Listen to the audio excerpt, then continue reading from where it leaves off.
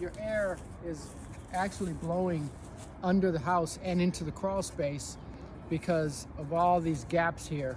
When we do duct jobs, we seal every single metal joint, so you have more pressure blowing into the house and you won't have air going into the crawl space under the house or into the attic.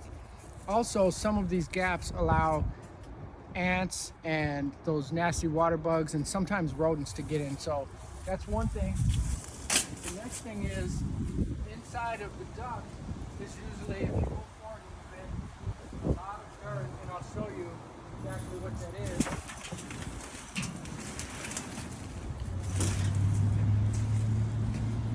Side here, take a look at that. That dust is, and I'm about to sneeze and the camera person is about to sneeze, that's inside the ductwork. I pulled that out of the duct. Now that's blowing in your house all day, every day, and we wonder why we have so many allergies.